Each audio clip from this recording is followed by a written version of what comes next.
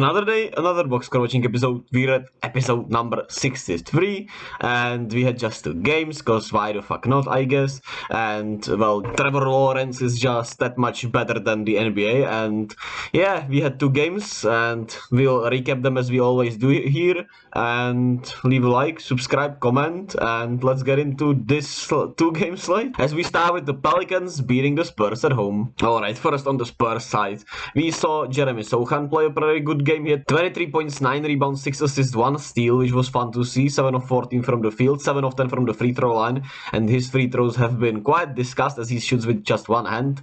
And yeah, that was something interesting to see. And Trey Jones was pretty solid with 19 points in his 27 minutes. You got Malachi Branham with 4 of 6 from the field, 9 points off the bench. Stanley Johnson got some minutes. He played really well in his just 12 minutes. He had 12 points, 4 rebounds, 2 assists, 2 blocks. But that about does it for the Spurs side, right? We're here to talk about the Pelicans. They were without Zion, still without Brandon Ingram, who we don't have the clear timetable for a return. And CJ McCollum carried today. He was sensational. He had 40 points, 8 rebounds, 9 assists. And he was 14 of 27 from the field, 7 of 14 from the 3-point line. He was just simply sensational. Made sure the Pelicans keep up the pace on winning and stay close to the top of the Western Conference. And Herb Jones was pretty great himself with 12 points, some really good defense. Jonas Valanciunas had a double-double. Trey Murphy with 15. Still some solid basketball played from everyone here. And yeah, I mean, they won a game they should have won, right? They keep up with the standings, as I said, and not much to debate here, right? Because there was nothing to really talk about with this match. And last but not least, I guess, the second match of the day was the Utah Jazz hosting the Wizards at home. And the Wizards finally ended their losing streak, so that's something to be happy about. But their defense was just not good tonight, especially against this really good Utah offense. And their offense didn't keep up with the Utah offense. Just like you would think, they were without Kristaps Porzingis. Bradley Beal was pretty great. He had 30 points, 5 rebounds, 5 assists. But Kyle Kuzma wasn't his best. He had 21 points on 18 shots. And, well, Will Barton was pretty bad in his 13 minutes. You got Jordan Goodwin off the bench with 11. That's fine. Rui Hachimura was back with 7 and 7 off the bench. Taj Gibson played with 25 minutes off the bench. So, yeah, they just couldn't keep up with Utah. They're a meh team, man. And Utah, on the other hand, they're a pretty good team themselves. You get Lauri Markkanen, again, a great game. Just 29 minutes, 21 points, 7 of 14 from the field. He had 5 rebounds, 1 assist. Then you have Walker Kessler being really solid, 12 points, 14 rebounds. Jordan Clarkson with 23 points. Colin Sexton was back off the bench. He had 18 points in his 17 minutes. Malik Beasley was sniping off the bench with 25 points. And the bench was the biggest difference in the whole game, as you can see.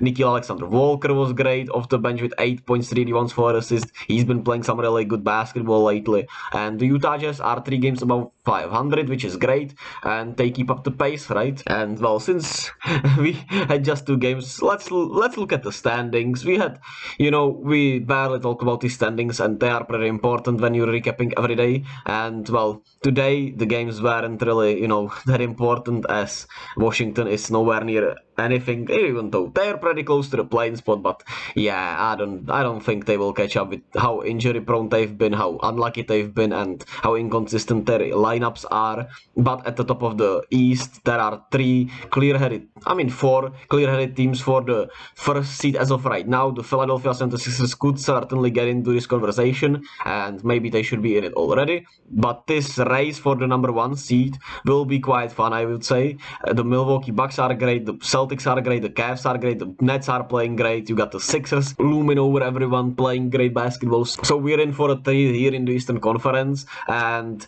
the playing teams are pretty interesting. The fight for these last spots will be great as well. You got 3 teams with the same record as of right now, which is incredible, right? And on the West side, it's crazy, right? You have 6 teams that have 19 wins already on the season, which is crazy, right? The differences here are so minor. Denver is at the top right now. Memphis is right there with them. You got New Orleans just a half game back. Phoenix is a game back. Clippers are 1.5 game back. The Kings are 2 games back. And then you still have the Utah Jazz in a playing spot 2.5 games back, which is crazy, right? And it means, it's good for my Warriors because they are 5.5 games back. But I mean, with the picture of the Western Conference, if they can get hot, which I hope they can, they are right there, right? It's crazy. It's really crazy, this Western Conference. And you got OKC still pretty close, actually. Lakers are not that far away. You got 13 teams that could all compete for these spots here, and it's gonna be fun, man. It's gonna be fun. And yeah, so the standings are what they are. What I found really interesting is the road records here, right? You can see how many teams on the road are actually not that solid, and my Warriors are the worst, which is incredible, but hey, what can you do? And for Cleveland, I'm interested to see how Cleveland does on the road in this, next stretch we're about to go on, and until the All-Star break, I'll probably not recap these standings, but 6-9 on the road, which is pretty bad, actually, and they need to step up, but they're 16-2 at home at the same time, right? So we'll see how the Cavs do on the road more, and yeah, we had that covered. We have like 13 games tonight, which is a lot. I'll be here to cover them as always. You got the Clippers against the Sixers, T-Wolves, Celtics, Bucks, Nets, Raptors, Cavs. I mean, what the hell is going on, man? Knicks, Bulls should be actually a good one in MSG. Pacers, Heat. Oh my goodness gracious. Nuggets, Blazers, these games are always great. Suns, Grizzly, oh my god, what the hell. This is gonna be better than the Christmas Day games. What the hell? Okay, I didn't expect that. But hey, I'll be here to cover it all as always. Leave a like, comment, subscribe, and I'll see you all tomorrow with another box watching episode.